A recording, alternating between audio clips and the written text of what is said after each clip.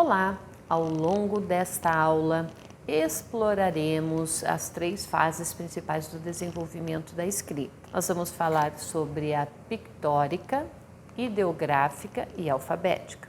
Cada uma dessas fases reflete uma inovação significativa na maneira como os seres humanos têm registrado suas comunicações ao longo dos séculos. Vamos para a primeira fase, pictográfica, certo? Ela é considerada a forma mais antiga da escrita, caracteriza-se pelo uso de imagens para representar objetos ou ações diretamente.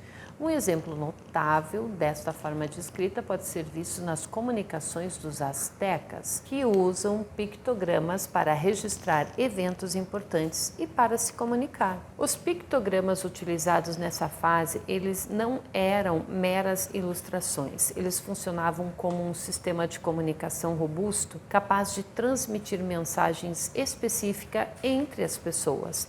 Então, com o passar do tempo, a escrita evoluiu para a fase ideográfica e, nesse estágio, os desenhos começaram a ser combinados com símbolos para expressar ideias mais complexas, permitindo uma comunicação mais aberta e diversificada. Por exemplo, na escrita egípcia, um único desenho poderia assumir múltiplos significados, dependendo aí do contexto em que era usado. O símbolo que representava uma casa, uma onda do mar ou até um peixe, por exemplo, pode variar amplamente em seu significado. Essa combinação de desenhos e símbolos criou um sistema de comunicação mais rico, onde um símbolo como o sol poderia representar diferentes conceitos, como um dia ensolarado, o conceito de dia em geral, a ideia de brilho, luz. Um marco importante na história da escrita foi a invenção da escrita ideográfica na Suméria entre 3150 a 3000 a.C.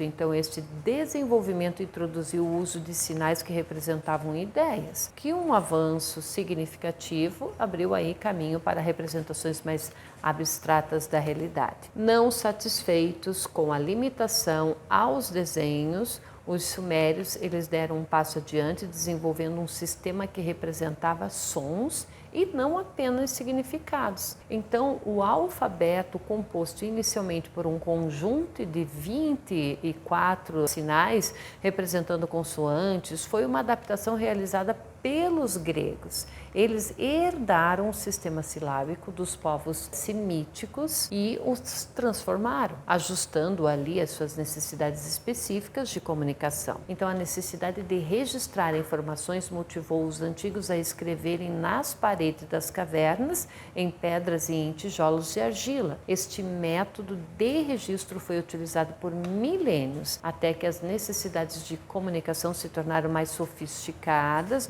com o avanço das sociedades. Então, o desenvolvimento de papéis e tinteiros foi importante para a evolução da escrita.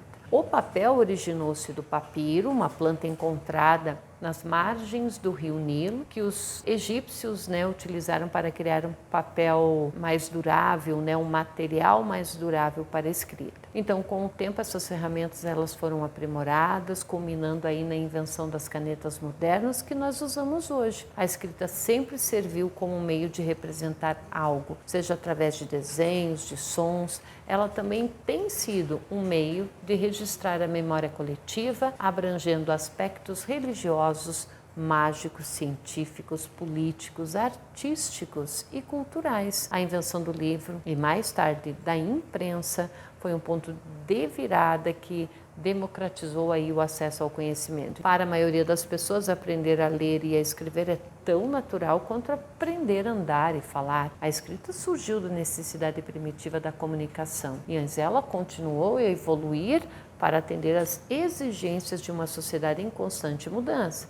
Então, esse processo transformou-a de simples desenhos em paredes de cavernas para sistemas alfabéticos bem complexos. Finalmente, da mesma forma que os antigos desenvolveram a escrita, as crianças de hoje passaram por um processo similar ao aprenderem a língua escrita. Então, desde cedo, elas começam a explorar e construir os fundamentos da escrita, preparando-se para o mundo letrado que as espera.